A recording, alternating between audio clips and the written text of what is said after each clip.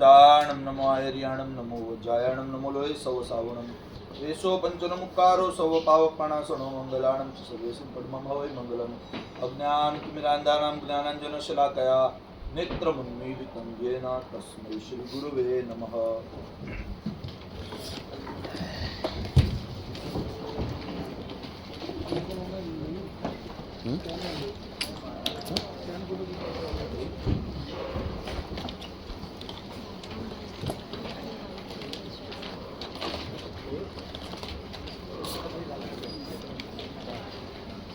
Jainism capsule course का आज second last दिन, मतलब कि 28वां दिन कर्म विज्ञान के विषय में हम स्वाध्याय कर रहे हैं। परसों हमने देखा कि कार्मण वर्गणा के पुद्गल जब आत्मा के साथ जुड़ते हैं तो उसे कर्म बंध कहा जाता है। कार्मण वर्गणा की एक मात्रा का आत्मा के साथ जुड़ना प्रदेश बंध है। जब वो अपनी असर दिखाएंगे तो कैसी असर दिखाएंगे ये प्रकृति बंध है। कितने समय तक दिखाएंगे ये स्थिति बंध है। और कितनी तीव्रता से दिखाएंगे वो रस बंध है। तो कर्म किस प्रकार की असर दिखाएंगे उसे प्रकृति बंध कहते हैं। कर्म की मूल 8 प्रकृति है, मतलब कर्म अलग अलग 8 प्रकार से असर कर सकता है।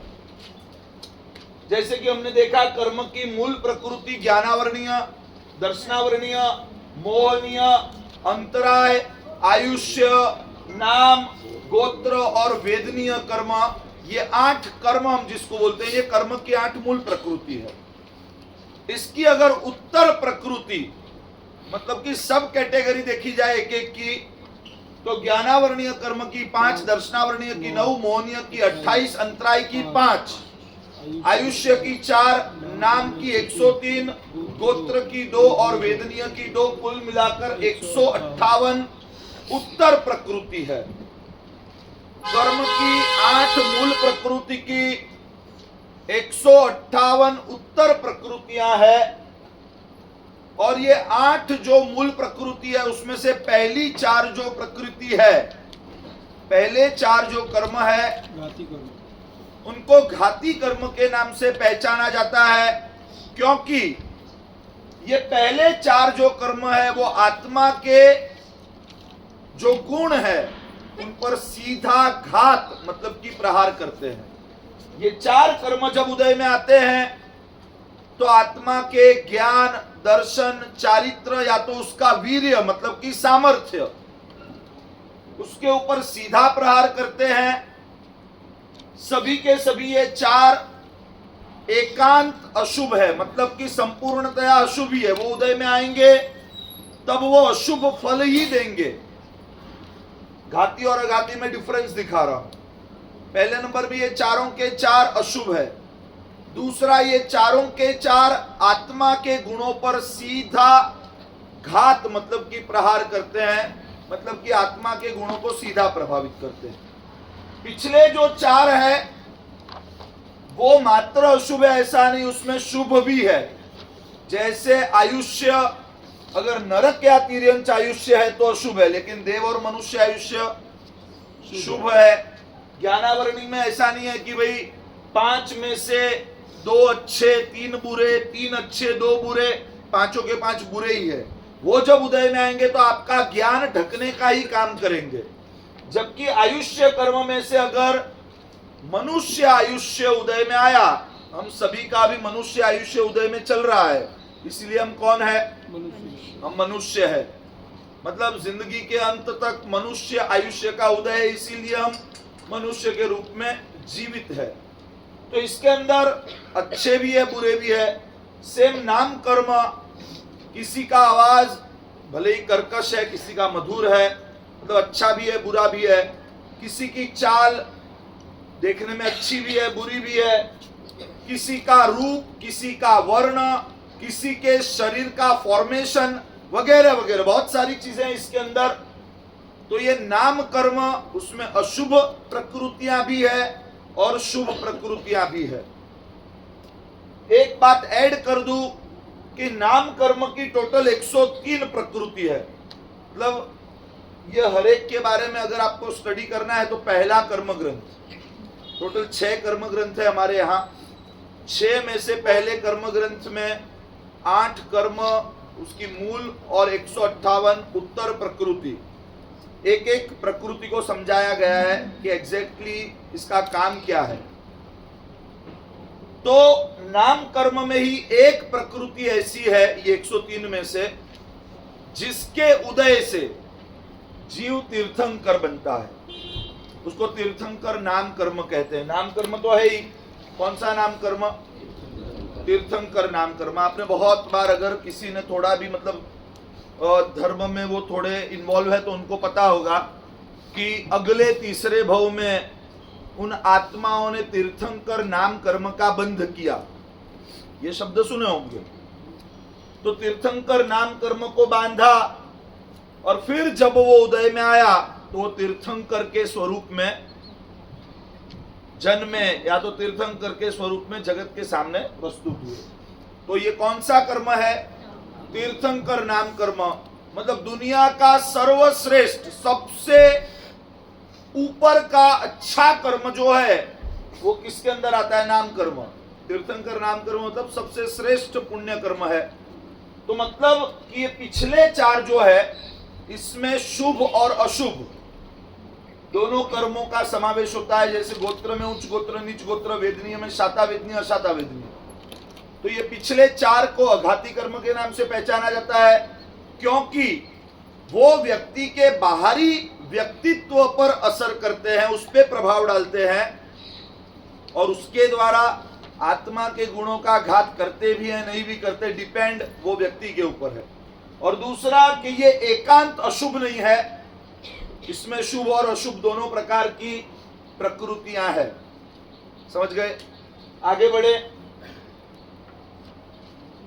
हम देख रहे थे 8 कर्म की असर, मतलब कि जब वो उदय में आता है तो उसकी असर कैसी होती है, उसके बंधने के कारण और उसको दूर करने के उपाय। हर एक कर्म प्रकृति के विषय में हम ये देखेंगे।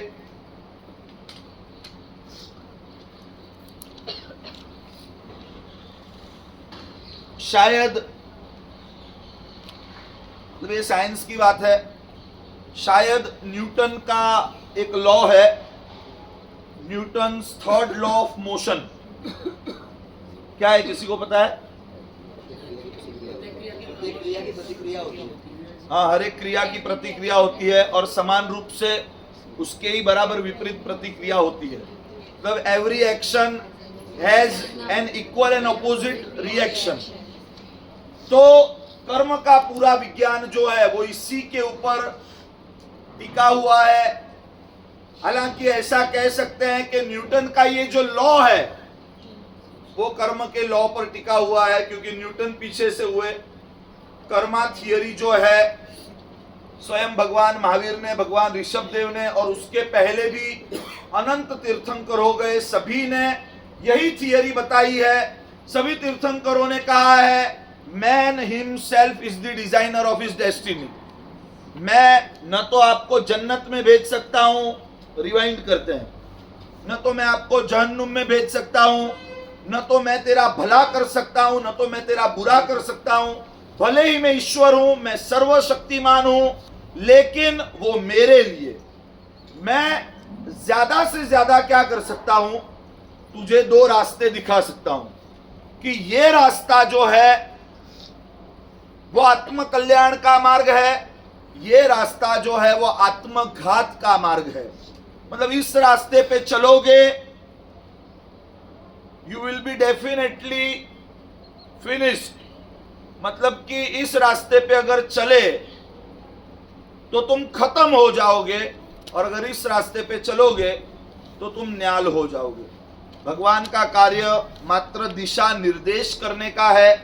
भगवान कहते हैं कि मेरे करने से न तो तेरा भला होगा मेरे करने से न तो तेरा बुरा होगा, तू स्वयं ही अपना भाग्य विधाता है। मतलब कि आज तूने जो कर्म बांधा है वो उदय में आएगा। तूने बांधा है किसी कारण से, वो उदय में आएगा, तब वो अपनी असर दिखाएगा। और वो उदय में आए और अपनी बुरी असर दिखाए, उससे पहले उसका उपाय, उसका सॉल्यूशन अपना लो, तो वो अपनी असर दिखा ही नहीं पाएगा। बाकी असर दिखाएगा और वैसे भी भुगतना पड़ेगा। लेकिन अगर बिफोर टाइम सस्ते में निपटाना है तो उपाय को अपना लो। मतलब यही पूरी कर्म थियरी है। इन तीन चीज को जान ले तो उसका जो कोर आइडिया है वो हम पकड़ पाएंगे। बाद में तो कर्म ग्रंथ बहुत विशाल है, जैसे मैंने 2 दिन पहले कहा था। तो हम आगे बढ़ेंगे। ज्ञानावरणीय कर्म, ज्ञानावरणीय कर्म अगर हम सीक्वेंस से देखें तो बंधता क्यों है, कारण को अगर पहले देखते हैं तो बंधता क्यों है। ज्ञान, ज्ञानी, ज्ञान के उपकरणों की आशातना, इसके अंदर एक्चुअली सभी चीजों का समावेश हो जाता है, लेकिन उसको अलग से हम दिखा रहे हैं। ज्ञान प्राप्ति में किसी को अड़चन करना, किसी को विघ्न डालना, तो इससे ज्ञानावरणीय कर्म बनता है। मतलब इसको फुल एंड फाइनल इसलिए मत समझना क्योंकि 1 लाइन में सब कुछ मैं यहां नहीं दे पाऊंगा। यहां 1 लाइन में देने का एक प्रयास किया है, लेकिन इसको विस्तार से समझे तो बहुत सारी चीजें हैं जिससे व्यक्ति ज्ञानावरणीय कर्म बांधता है। तो बांधा हुआ ज्ञानावरणीय कर्म जब उदय में आता है तो असर कैसी करता है। तो सबसे पहले तो हमें पता है कि ज्ञानावरणीय कर्म अनंत ज्ञान को ढकने का काम करता है। वो तो हमने देखा। कौन से गुण को ढकता है, अनंत ज्ञान, मतलब कि केवल ज्ञान को ढकने का काम करता है ज्ञानावरणीय कर्म। लेकिन उसके साथ साथ दूसरी ऐसी कौन सी इफेक्ट्स है, ज्ञानावरणीय कर्म जब उदय में आता है तो क्या क्या असर खड़ी करता है। तो व्यक्ति मंद बुद्धि, अनाड़ी, मूर्ख, भुलक्कड़, तोतला एटसेट्रा एटसेट्रा वैसा बनता है। समझना है कि ज्ञानावरणीय कर्म का उदय है, मतलब कि ज्ञानावरणीय कर्म अपनी असर दिखा रहा है। और असर दिखा रहा है इसका मतलब डिस्प्ले पे अगर दिख रहा है तो उसका मतलब कि मेमोरी में सेव है। बराबर है। डिस्प्ले पे अगर दिख रहा है तो मेमोरी में सेव है, मतलब कि उदय में है। इसका मतलब यही है कि कभी ना कभी बांधा हुआ है, ऐसे ही नहीं दिख रहा है। आपके अकाउंट में अगर पैसा दिखा रहा है तो मतलब कि वो डिपॉजिट किया गया है, आपने किया है, किसी और ने किया है। मतलब आपने अगर जमा करवाया तो किसी ने पेमेंट किया है, आपके खाते में पड़ा है, तब वो विड्रॉ हो रहा है, तब वो दिखाई दे रहा है। बराबर। तो अगर वो असर दिखा रहा है इसका मतलब कि इसको बांधा गया है इन वजहों से। तो अब इस ज्ञानावरणीय कर्म से छूटना है तो क्या करेंगे, उसके उपाय बिल्कुल वैसे वर्षा। बांधने के जो कारण थे, छूटने का उपाय भी उससे बिल्कुल विपरीत होगा। जैसे समझो कि कोई पिलर है, कोई चीज है, इसको तुमने ये 3 मार्कर पेन को ऐसे बांधा, 1 2 3। अब इसको छोड़ना होगा तो क्या करना पड़ेगा, ऑपोजिट डायरेक्शन में 1 2 3, बिल्कुल उससे विपरीत। तो ज्ञानावरणीय कर्म बनता है ज्ञान, ज्ञानी, ज्ञान के उपकरणों की आशातना से, या तो किसी को ज्ञान प्राप्ति में अड़चन खड़ी करने से। तो उसका उपाय ज्ञान, ज्ञानी, ज्ञान के उपकरणों की आराधना करो और ज्ञान प्राप्ति में किसी को सहाय रूप बनो, उससे ज्ञानावरणीय कर्म दूर होता है। क्लियर है। कल एक प्रश्न आया था जब मैंने ये एग्जाम्पल दिया था, यहां पर मैंने एग्जाम्पल दिया था ज्ञान प्राप्ति में हेल्प करना मतलब क्या। तो मैंने कहा था पाठशाला में किसी साधु साध्वी, मतलब कोई स्वाध्याय कर रहा है उसके लिए। तो क्या क्वेश्चन था भाई। कई लोग होते हैं स्कूल में फीस देना आज की तारीख में मतलब कई लोग मना करते हैं कि अपने को वहाँ नहीं देना चाहिए। स्कूल में फीस देना ये भी तो पढ़ने में हेल्प ही है, देना चाहिए या नहीं देना चाहिए? वो ज्ञान प्राप्ति में हेल्पफुल है कि नहीं है? वो हेल्पफुल है कि नहीं है? देखो, ये थोड़ा कॉम्प्लेक्स सब्जेक्ट है, लेकिन 1-2 मिनट में ही क्लियर करने का प्रयास करूंगा। वर्तमान काल में हम जैन भी स्कूल चलाते हैं। आचार्य विजय वल्लभ सूरी महाराज ने आज से दशकों पहले महावीर जैन विद्यालय की स्थापना की। आज से दशकों पहले हमारे पन्यास चंद्रशेखर विजय जी महाराज ने तपोवन की स्थापना की। हमारे यहाँ भी विचक्षण विद्यापीठ चल रही है, वहां पर भी हम बच्चों को एजुकेशन देते हैं। तो ये मध्यम मार्ग है। आज एजुकेशन की महिमा बढ़ी है। अगर किसी के पास एजुकेशन नहीं है तो हम ऐसा समझते हैं, पता नहीं ऐसा एक्चुअल है कि नहीं है, लेकिन हम ऐसा समझते हैं कि उसकी जिंदगी अटक जाएगी, वो एक जगह पर स्टैग्नेंट हो जाएगा। हालांकि पिछले 1 महीने से आप हर रोज 1 घंटा जिसका सुन रहे हो वो आप सभी से ज्यादा अनपढ़ है। 9th स्टैंडर्ड पढ़े हुए व्यक्ति को भी लोग सुनते हैं 1-1 घंटा रोज सुबह। और ऐसा जरूरी नहीं है कि रिलीजियस मैटर्स में ही सुनते हैं, शायद दुनियादारी की बात करने बैठे तो भी हो सकता है कि आप मेरी बातों को सुनो, और मैं ऊपर हूं इसलिए आप सुनो, आप नीचे बैठे हो इसलिए सुनो, ऐसा नहीं है। कभी कभी उन चीजों की तुलना करें तो ऐसा सवाल हो सकता है कि महाराज साहब दुनियादारी का मतलब आप, हो सकता है ऐसा, डेफिनेटली नहीं कहता हूं। तो बाहर का जो शिक्षण है वो कितना जरूरी है वो तो अब बहुत सोचने समझने का विषय है। लेकिन हाँ, उसके बिना अटकता है ऐसा आप मानते हो, कहीं कहीं पे अटकता भी होगा। इसीलिए हमने मध्यम मार्ग के स्वरूप में स्कूल चालू की कि भाई दूसरी तीसरी स्कूलों में जाए और वहां पर संस्कार से भी वंचित रहे, उससे अच्छा हम उसको एजुकेशन भी प्रोवाइड करेंगे, साथ साथ में उसको संस्कार भी देते जाएंगे। ये बात अलग हुई। लेकिन बाहरी जो एजुकेशन है वो सम्यक ज्ञान नहीं है अल्टीमेटली। तो सम्यक ज्ञान के पीछे किसी को मदद करना ये अलग बात है। हमें पता है कि स्कूल में पढ़ाई करके निकलने वाले या तो कॉलेज में पढ़ाई करके निकलने वाले वो क्या होते हैं। वो अगर अच्छे होते हैं तो वो अपनी वजह से, अपने परिवार की वजह से, खुद को मिली हुई समझ की वजह से, वो बात अलग है। मुझे एक स्कूल ऐसा दिखाओ, जैन स्कूलों की बात नहीं कर रहा हूं, जैन स्कूल इसीलिए शुरू हुए हैं कि एजुकेशन के साथ हम उनको संस्कार प्रोवाइड कर सके। लेकिन उसके अलावा मुझे एक स्कूल ऐसी दिखाओ, कोई बिजनेस स्कूल हो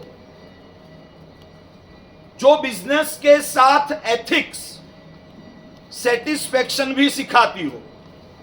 कोई भी बिजनेस स्कूल यही सिखाएगी कि भाई इसको कैसे सल्टाना। आप किसी भी बिजनेस स्कूल में चले जाओ, रास्ता कैसे निकालना, मतलब कि ब्लैक का व्हाइट कैसे करना, हाँ, ऑलवेज बी अनसेटिस्फाइड, रास्ता निकालो, बहुत सारे रास्ते, आखिरकार वहां यही सिखाया जाएगा। मुझे एक साइंस का कॉलेज ऐसा दिखाओ कि जो विज्ञान के साथ श्रद्धा का तालमेल सिखाता हो, शायद नहीं मिलेंगे।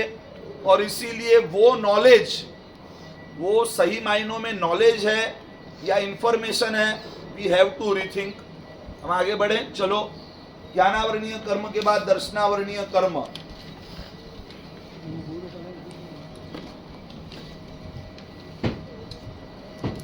दर्शनावरणीय कर्म की असर, जब दर्शनावरणीय कर्म उदय में आता है वो अपनी असर दिखाता है। तो क्या असर दिखाएगा?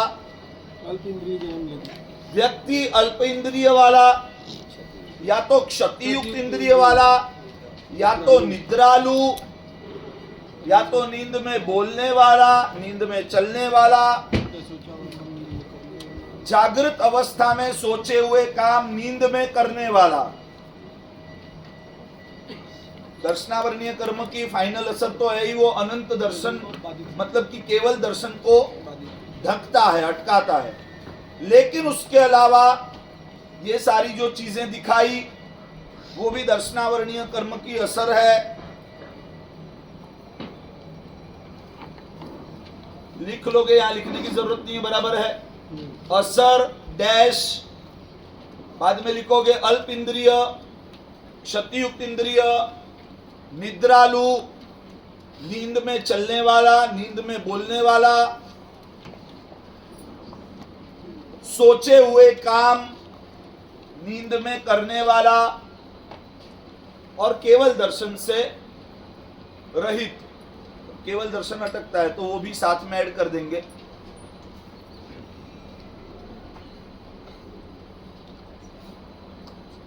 अच्छा, तो ऐसा क्यों होता है, मतलब कि दर्शनावरणीय कर्म कोई जीव क्यों बांधता है, उसके कारण क्या है? तो पहला कारण ये कि किसी की इंद्रियों को क्षति पहुंचाना।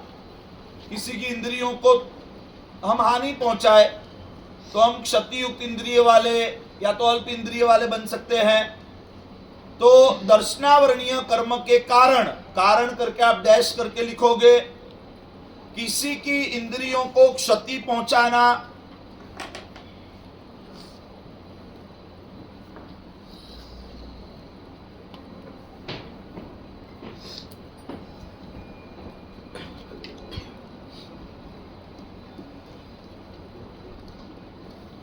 वितराग की वाणी में शंका करना,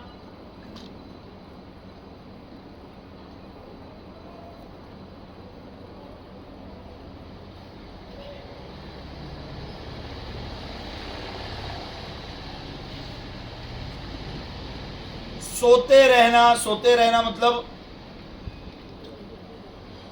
रहना मतलब अच्छे कार्यों में प्रमाद करना। सोते रहना मतलब स्लीप नहीं, सोते रहना मतलब प्रमाद करना, आलस।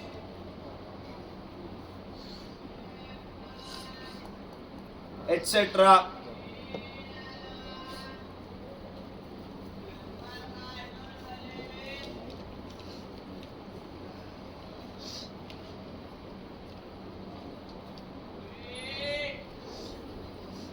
अच्छा, तो दर्शनावरणीय कर्म का उपाय क्या है? वैसे वर्षा,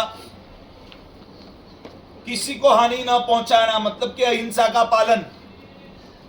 किसी की इंद्रियों को हानि न पहुंचाना, अहिंसा का पालन करना।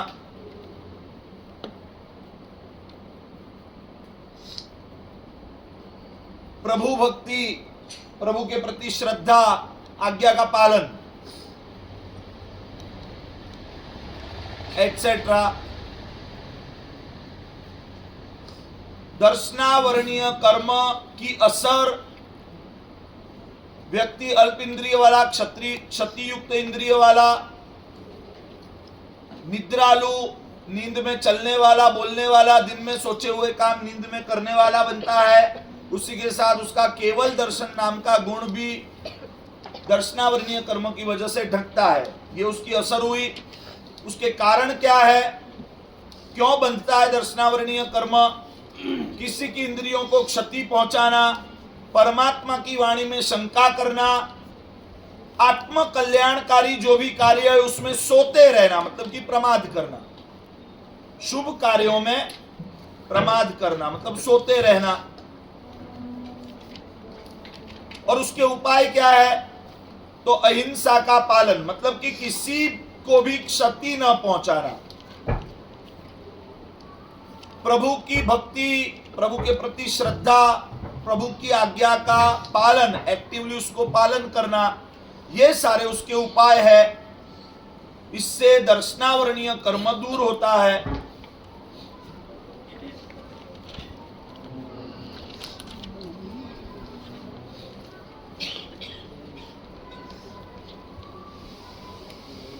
तीसरा कर्म मोहनीय कर्म।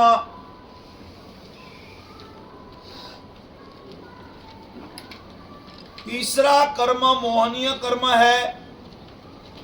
मोहनीय कर्म के हमने देखे 28 भेद है, 28 प्रकार। तो मोहनीय कर्म की असर क्या होती है? मोहनीय कर्म जब उदय में आता है तो उसकी असर क्या होती है? तो मोहनीय कर्म के उदय से व्यक्ति को परमात्मा के वचन में शंका होती है। ये मोहनीय कर्म की एक असर है। असर लिख के आप डैश करके लिखोगे। परमात्मा के वचन में शंका, पूज्यों की आशातना, जो हमसे पूज्य है उनकी आशातना, ये मोहनीय कर्म की वजह से होती है। उसी तरह व्यक्ति चरित्रहीन बनता है तो वो भी मोहनीय कर्म की असर से बनता है।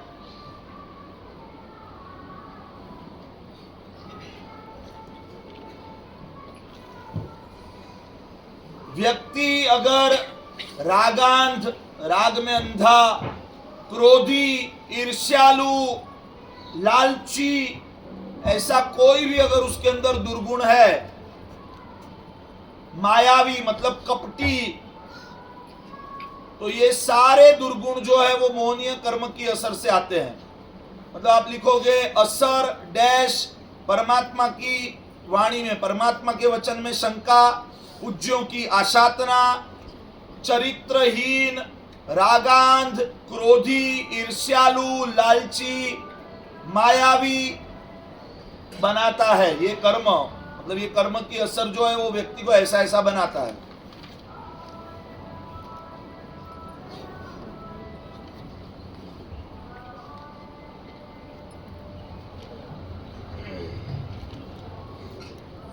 अच्छा, इसके कारण क्या है? मोहनीय कर्म ऐसी असर कब दिखाता है, इसके कारण क्या है? तो इसके कारण भी सेम ही है। व्यक्ति क्रोध करता है, उससे मोहनीय कर्म बांधता है, फिर वो नया क्रोध करता है। व्यक्ति कपट करता है, नया मोहनीय कर्म बांधता है, जब वो उदय में आता है तो फिर से कपट करता है। व्यक्ति अपने चरित्र को भूल जाता है, अपने कैरेक्टर में ढीला बन जाता है, उससे मोहनीय कर्म बांधता है। वो फिर से जब उदय में आता है तो व्यक्ति को और चरित्रहीन बनाता है। मतलब यही सारे कारण है।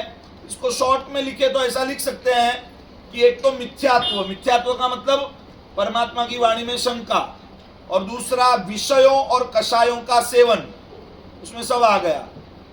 मतलब मोहनीय कर्म क्यों बनता है?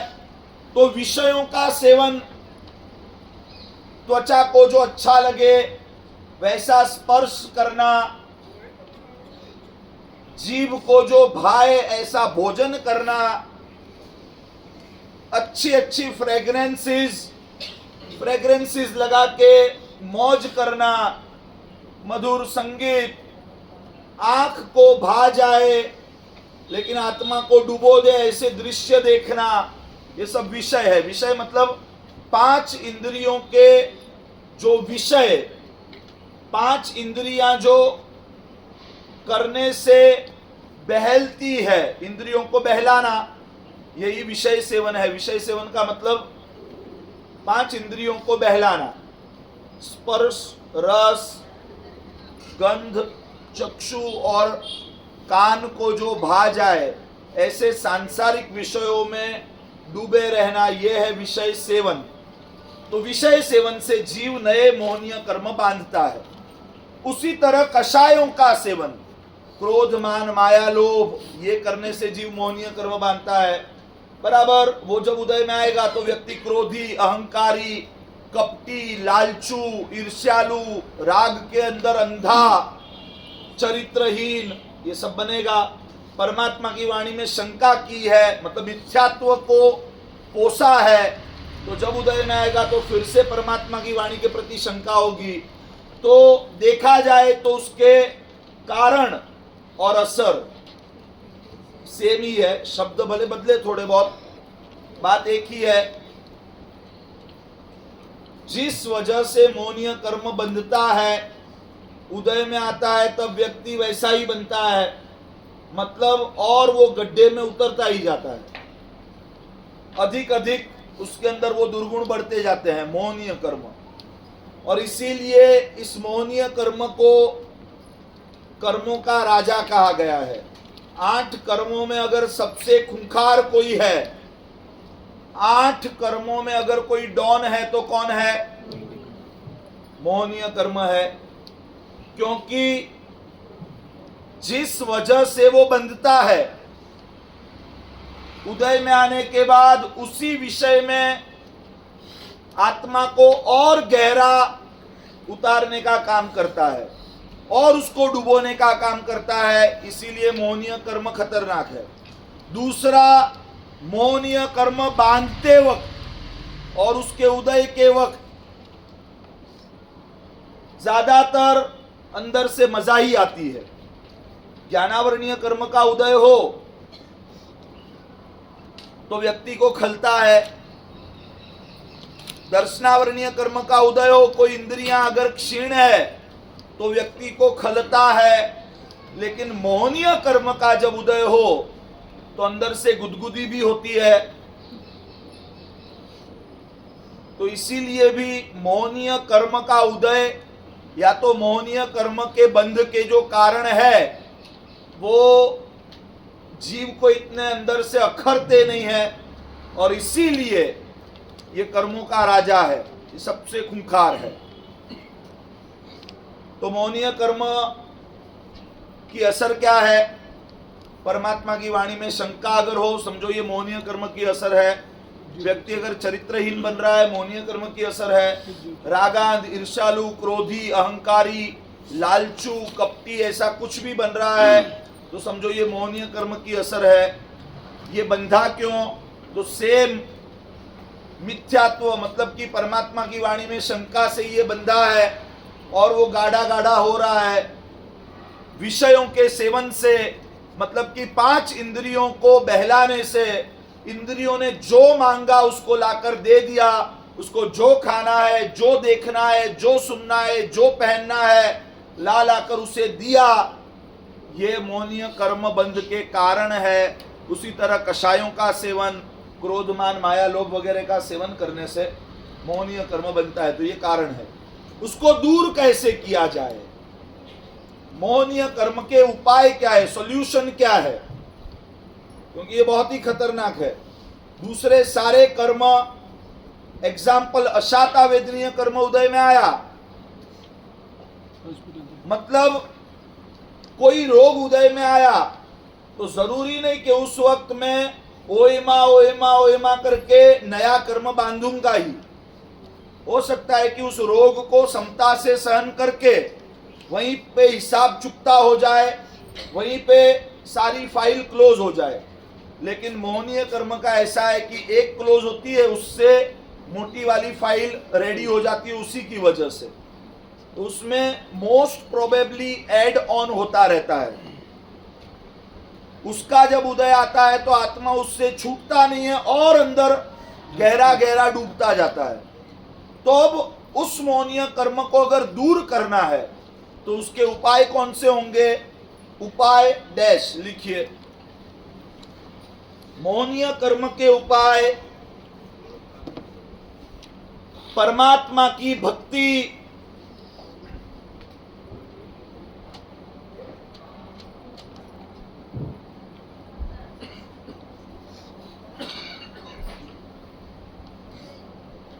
भक्ति वगैरह जो भी आराधना, परमात्मा की भक्ति आराधना वगैरह कर सकें, अधिक से अधिक आज्ञा पालन का प्रयास करें।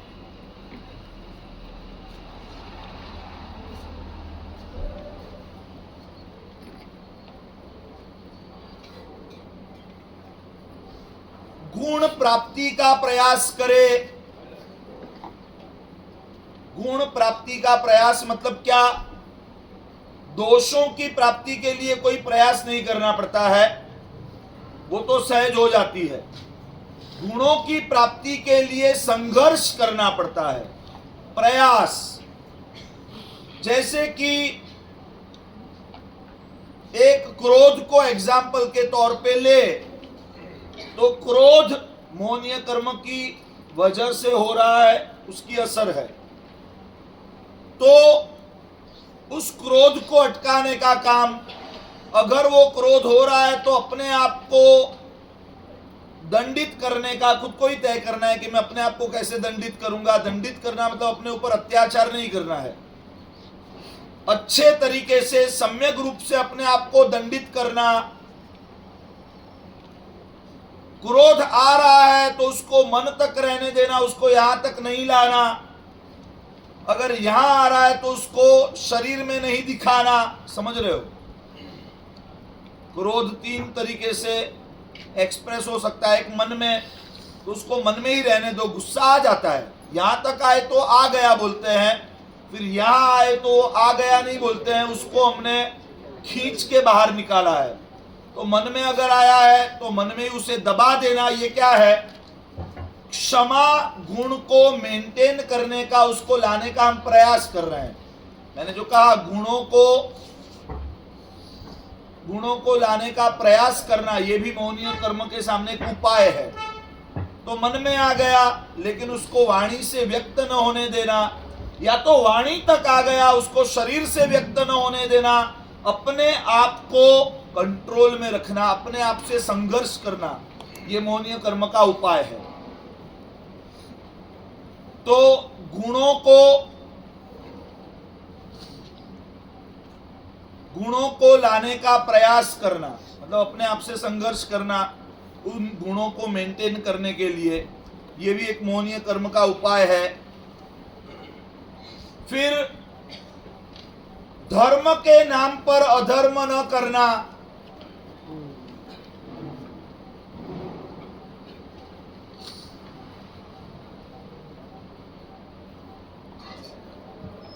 धर्म के नाम पर अधर्म न करना मतलब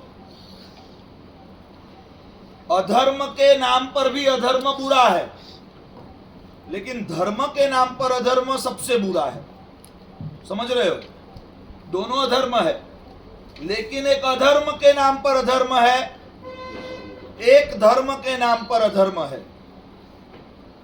अब ये कहूं तो किसी को लग सकता है, लेकिन बहुत ही क्लियर है।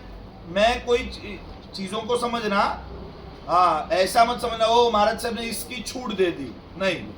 मैं आपको समझाता हूं कि डिस्को में जाकर नाचना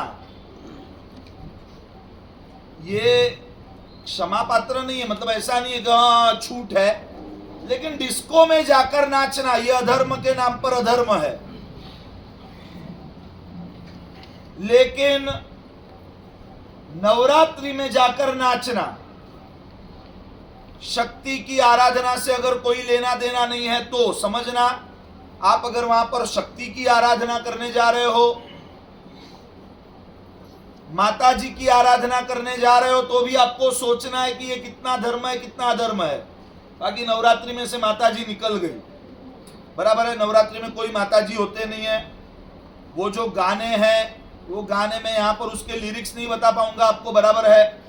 लेकिन वो जो गाने वहां पर चलते हैं, फिर आप ऐसे गोल गोल घूमकर जो नाचते हो और सोचते हो कि भाई ये तो त्योहार है।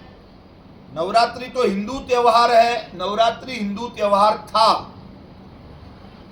हम भी नवरात्रि करते थे, हमारे कुल देवी अंबिका माता, हम भी घर पे नवरात्रि करते थे। घर पे पूरा मोहल्ला इकट्ठा होता था, वहां पर उनके 5 वो जो गरबे जो हम बोलते हैं वो हम गाते थे, प्रसाद बांटते थे, आरती करते थे। घर पे एक 9 दिन का एक वातावरण था, वो शक्ति की उपासना थी। लेकिन धर्म के नाम पर अधर्म करना और उसको जस्टिफाई करना, इससे मिथ्यात्व का बंध होता है, इससे मौनीय कर्म बंधता है।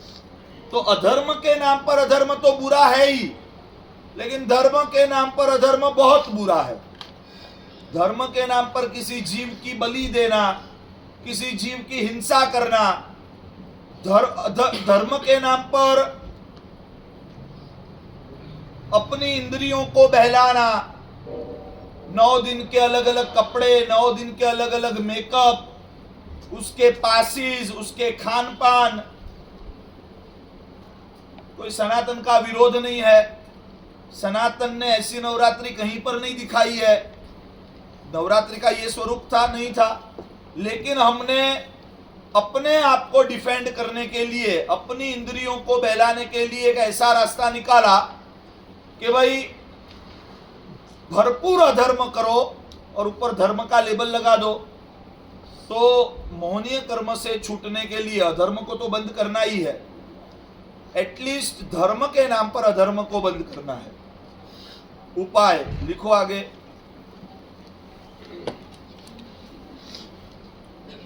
परमात्मा की भक्ति, आराधना, गुण प्राप्ति का प्रयास, मतलब अपने आप से संघर्ष, धर्म के नाम पर अधर्म न करना, अधर्म का प्रचार न करना,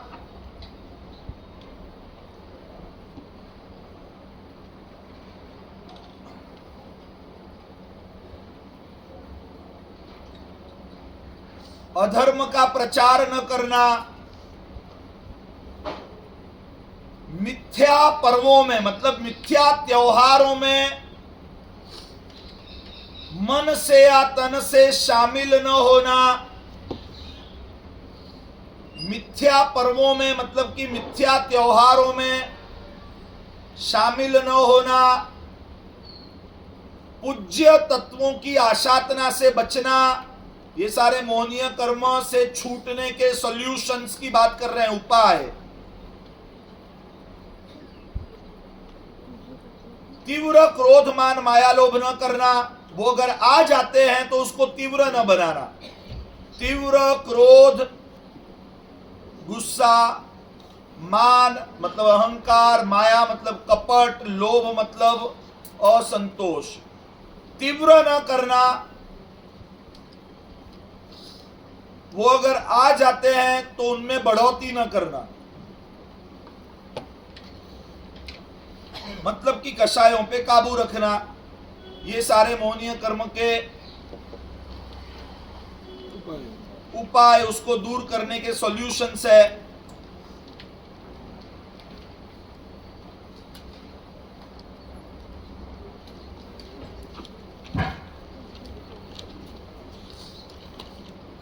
इसमें भी एक सवाल मेरे पास आया था 2-4 दिन पहले। सवाल पूछने वाले शायद यहां पे होंगे कि हम हिंदू धर्म के त्योहारों को क्यों नहीं मान सकते। सवाल आया था, हम क्यों नहीं मान सकते।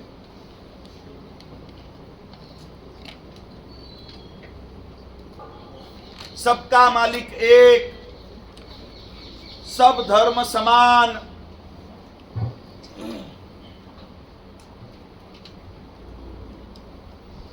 तो सभी को मानना चाहिए, जहां पर भी जाओ मस्तक झुकाना चाहिए। हम हिंदू धर्म के त्योहारों को क्यों नहीं मान सकते। तो मैं तो आगे जाके कहता हूं कि भाई सेवई तो बनाते ही हो ना, तो ईद पे सेवई बना के ईद मुबारक भी क्यों नहीं कर सकते। करना ही चाहिए। हर एक धर्म, हिंदू ही धर्म क्यों, फिर सभी के त्योहार मनाओ। अभी 25 दिसंबर भी आएगी 2 महीने में, हालेलुया भी करो। नहीं, सब करो। फिर सिर्फ हिंदू धर्म से क्यों। हम तो समग्र विश्व से मैत्री भाव मानते हैं, चाहते हैं और उस तरीके का बर्ताव भी करते हैं। जैन धर्म ने ऐसा कभी नहीं कहा कि भाई मेरा वो मेरा, या तो मेरे वो मेरे, सभी मेरे हैं, तो हमें सभी त्योहार मनाने चाहिए। बहुत सिंपल वे में आपको बताऊं, जैन धर्म कभी भी किसी का अनादर करने की बात नहीं करता, यही बहुत बड़ी बात है। जैन धर्म ने आज तक कभी भी कन्वर्जन का काम नहीं किया है और मुझे दूसरों की बात नहीं करनी है। मुझे किसी की बात नहीं करनी है, न तो फिगर से करनी है। बहुत सारे ऐसे उदाहरण हो सकते हैं। हम लोग YouTube पे जाने वाले हैं तो रहने देते हैं इस सब पचड़ों में पड़ने से। बाकी जैन धर्म ने कभी भी किसी को कन्वर्ट करने का प्रयास नहीं किया, न तो अपने प्रभाव से, न तो अपनी तलवार की नोक पर, न तो राजाशाही में अपना इन्फ्लुएंस दिखाकर। राजाशाही में इन्फ्लुएंस होने के बावजूद जैन धर्म ने कभी कन्वर्शन का काम नहीं किया। कभी अपना जोर था तब दूसरों पर जुल्म या अत्याचार नहीं किए, और कभी भी किसी के प्रति दुर्भाव करने की बात नहीं की। हमारे यहाँ 4 प्रकार के भाव आते हैं जीवों के प्रति: मैत्री भाव, प्रमोद भाव, करुणा भाव और उपेक्षा भाव।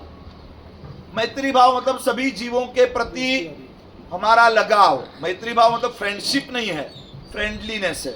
फ्रेंडशिप करने मत बैठ जाना, हाँ मतलब चलो गए और आज यूट्यूब पे दे धनाधन 5000 आज ही बना डालो। फ्रेंड्स बनाने की बात नहीं, फ्रेंडशिप की बात नहीं, लेकिन फ्रेंडलीनेस की बात, यूनिवर्सल फ्रेंडलीनेस की बात जैन धर्म ने की है। चींटी के प्रति भी मेरा मैत्री भाव, और कोई अगर अपरिचित भी है उसके प्रति मेरा मैत्री भाव। मैं मित्रता नहीं बोल रहा हूं, फ्रेंडशिप की बात नहीं कर रहा हूं, फ्रेंडलीनेस की बात कर रहा हूं। तो मैत्री भाव, हमसे जो ऊपर है उनके प्रति प्रमोद भाव, मतलब उनके प्रति आदर भाव। हमसे जो नीचे है, मतलब हमसे ज्यादा दुखी या दोषित जीव है, उनके प्रति करुणा भाव।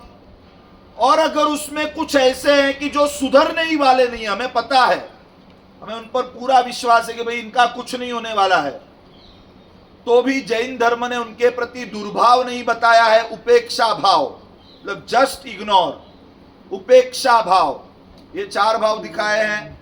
तो जैन धर्म की महानता यही है कि उसने कभी किसी पर दुर्भाव की बात नहीं की है।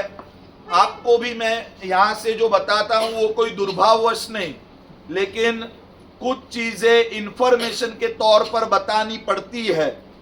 बाकी सर्व धर्म के प्रति सद्भाव सिखलाने वाला जैन धर्म है। अब मूल टॉपिक पे आए तो फिर उनके त्योहार में क्यों नहीं जा सकते? या तो वो हमारे त्योहार में आते हैं तो हमें उनके त्योहार में जाना चाहिए या नहीं जाना चाहिए? तो मैं आपको बता दूं कि एक सूत्र ही दे देता हूं मैं आपको। इस सूत्र को भी समझ के ही लेना, मतलब इस सूत्र का भी दूसरा मीनिंग मत निकालना। एक सूत्र है,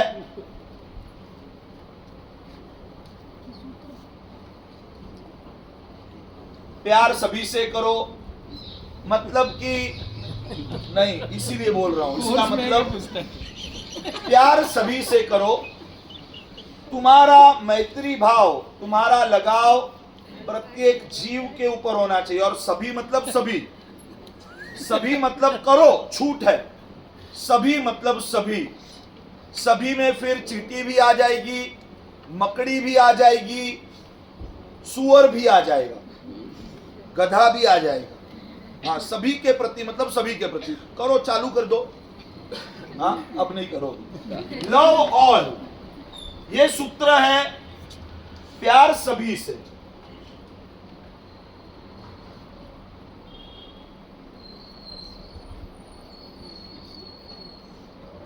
ट्रस्ट फ्यू, विश्वास कुछ लोगों के ऊपर ही। Love all, trust few.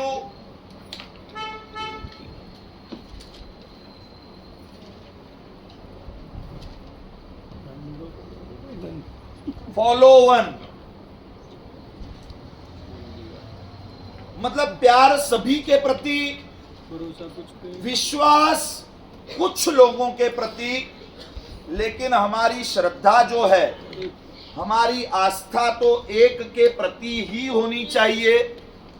आस्था जब बढ़ती है, प्यार बढ़ता है तो जीवन में खुशहाली लाता है।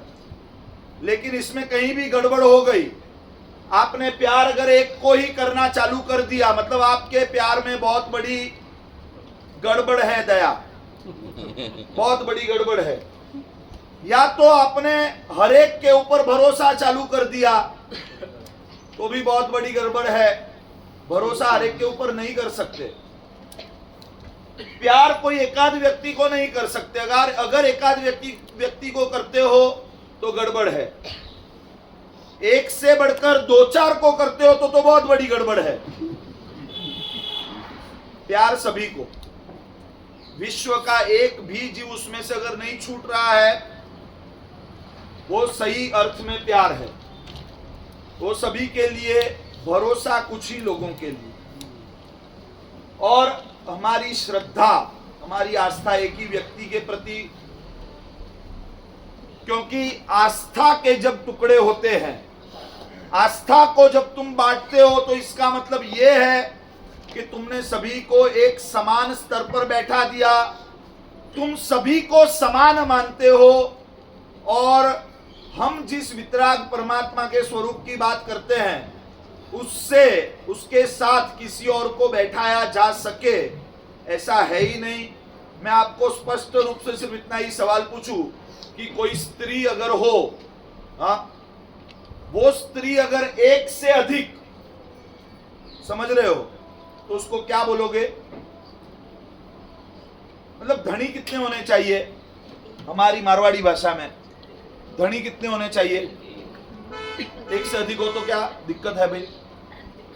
हाँ, बांटते फिरो ना, जहां पे पंडाल लगा हुआ है हर जगह मस्तक झुकाओ, क्या फर्क पड़ता है?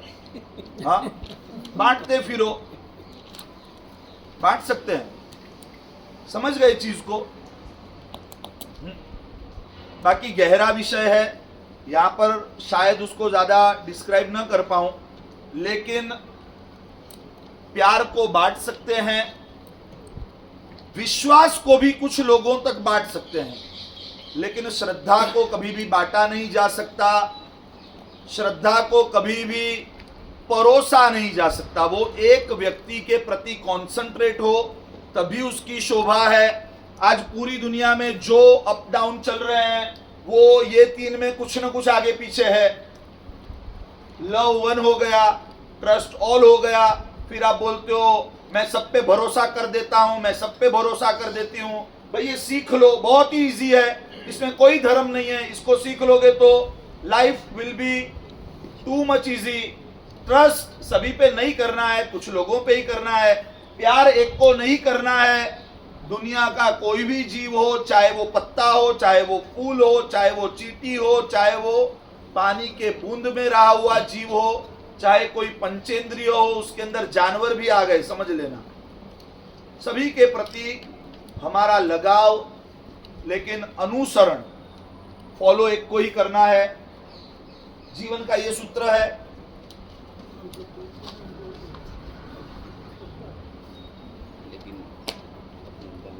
आगे बढ़े। अंतराय कर्म, क्वेश्चंस आते हैं, फिर पर्सनली उसका जवाब नहीं दे पाता हूं, इसलिए यहां पर लेता हूं। और कुछ चीजें लेना जरूरी है। हमारा क्या है, मंदिर में से निकलते हैं, पास में दूसरा मंदिर हो तो चलो भाई, क्या दिक्कत है? हाँ, जितने मंदिर, जितने पंडाल आते हैं, हर जगह झुका लो मस्तक, यहाँ ज्यादा है, तो इसलिए बात को प्लेटफॉर्म पे लेना उचित लगा। आपको लगेगा हमारा सब अंतराय कर्म रह जाएगा, कुछ नहीं रहेगा, आगे बढ़ो, कल का दिन है। और चौथे नंबर में अंतराय कर्म। अंतराय कर्म की असर क्या है? अंतराय का मतलब ऑब्स्टेकल, अंतराय का मतलब ऑब्स्टेकल, हर्डल। तो अंतराय कर्म जब उदय में आता है तो वो हर्डल डालता है, लाइफ में ऑब्स्टेकल डालता है। किस प्रकार? तो लिखो असर डैश। असर आगे लिखोगे कि अंतराय कर्म जब असर दिखाता है तो लाभ नहीं होता, लाभ नहीं होता। अंतराय कर्म के जो 5 प्रकार है उसमें एक कर्म है लाभांतराय कर्म। मतलब देने वाला तैयार बैठा है, हमारे हक का है, लेकिन हमारे नसीब का नहीं है, अपने हक का है। आपको उसके पास से समझो कि पेमेंट लेना है, उसके पास पैसा भी अवेलेबल है, आप पहुंचे, उसने बोला अरे अभी दूसरों को दे दिया, तू आ गया होता तुझे दे देता, मुझे ऐसा, तुझे जल्दबाजी नहीं है तो मैंने दूसरों को दे दिया। अब आना 15 दिन के बाद। आप बराबर 16 दिन के बाद गए 15 दिन के बाद उसने बोला था, नया पैसा आया था, चला गया, लाभांतराय कर्म, मतलब लाभ नहीं होने देता, नंबर 1 नुकसान होता है। उसी तरह दान नहीं करने देता, ये भी एक अंतराय कर्म है, दानांतराय कर्म। दान नहीं करने देता मतलब सामने दान लेने वाला है, आपके पास दान देने की चीज है, उसके बावजूद आप दान नहीं कर सकते। ये भी क्या है? ये भी एक कर्म है। आपको लेना है और आपको नहीं मिल रहा है, वो तो समझ में आता है कि वो तो एक कर्म है, लेकिन आपके पास दान की चीज, देने की चीज अवेलेबल है, सामने आवश्यकता वाला खड़ा है, बावजूद इसके आप दे नहीं सकते। आपका हाथ आगे नहीं बढ़ रहा है, आपका भाव आगे नहीं बढ़ रहा है, तो ये भी एक कर्म है, दानांतराय कर्म। ये भी एक श्राप है। मतलब लिखिए, लाभ नहीं होने देता, दान नहीं करने देता, ये सारी असर दिखा रहा हूं। सामग्री होने के बावजूद उसे भोगने नहीं देता। टेबल पे मिठाई है, साथ में डायबिटीज है, डॉक्टर का प्रिस्क्रिप्शन है। सामग्री होने के बावजूद उसे भोगने नहीं देता, तो ये भोगांतराय, उपभोगांतराय नाम के कर्म है। सामग्री होने के बावजूद उसे भोगने नहीं देता। होते हैं कुछ लोग, चलो डायबिटीज नहीं है, लेकिन मिठाई बनाई, 15 दिन का काल है, हाँ भाई वापरेंगे, हाँ भाई वापरेंगे, हाँ भाई रहने दो, दिवाली आ रही है, मेहमान आएंगे, मेहमान आएंगे, मेहमान आएंगे। मेहमान को खिलाने के चक्कर में मेहमान आए नहीं, खुद खा पाए नहीं, और फिर आंख के सामने अपने हाथ से 800-900 रुपए किलो वाली मिठाई फेंकनी पड़ी। ये क्या है? भोगांतराय कर्म है। आप देखना अपने आसपास में ऐसे लोगों को, मैंने ऐसे लोगों को देखा है, खाखरा बनाते हैं घर पे, खाखरा बनाया, डब्बा भर के रख दिया, पुराने खाखरे खा रहे हैं। नहीं सुनो, पुराने खाखरे खा रहे हैं। वो खाखरे खाते खाते ये खाखरे जो है वो 10 दिन बासी हो गए, 10 दिन के, 15 दिन तक चलते हैं, लेकिन उसको 10 दिन के बासी बनाने के बाद ही वो खा पाएगा।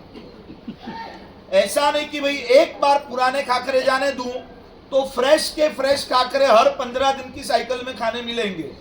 वो हर बार नया खाखरा बना के रखेगा, मतलब रखेगी,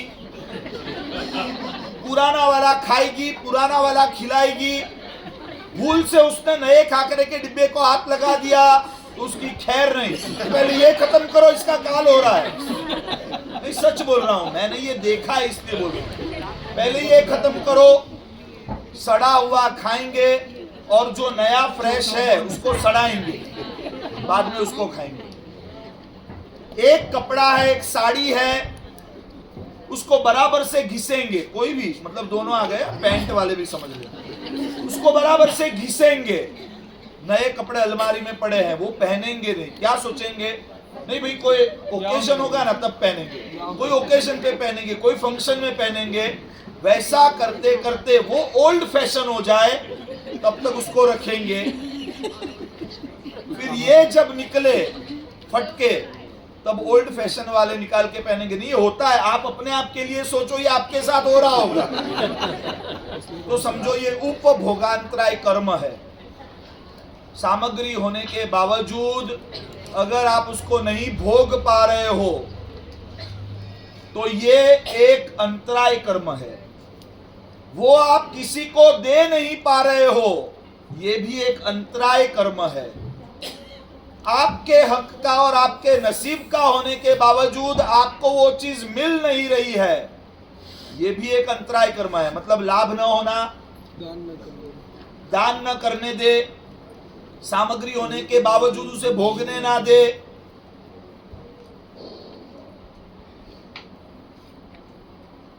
पुरुषार्थ मतलब कि जोश की कमी, उत्साह की कमी,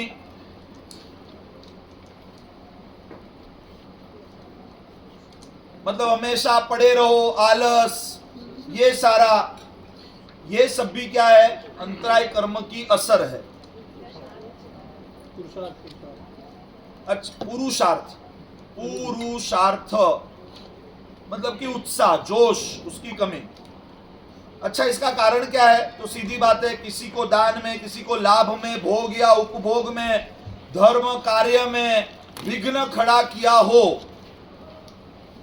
या तो किसी के उत्साह को तोड़ दिया हो, इन सभी चीजों से अंतराय कर्म बनता है। कारण डैश, कारण करके डैश करके लिखिए।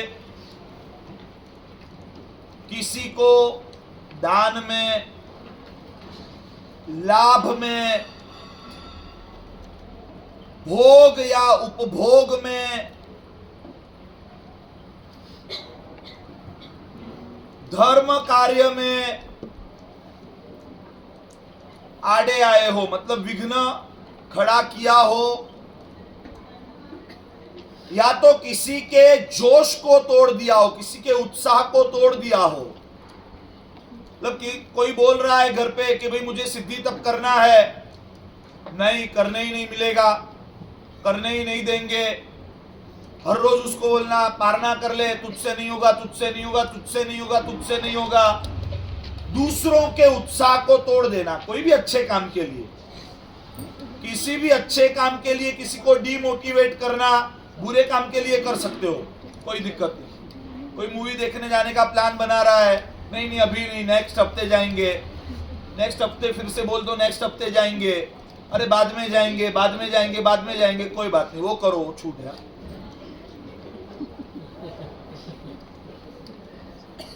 तो ये कारण है, और उसका उपाय उत्साह से दान देना, परोपकार के कार्य करना, अप्रमत्तता से धर्म के कार्य करना, मतलब बिना आलस लाए धर्म के कार्य करना। उपाय उत्साह से दान करना, परोपकार करना, उत्साह से धर्म के कार्य करना, इन सभी से अंतराय कर्म का निवारण होता है, वो दूर होता है।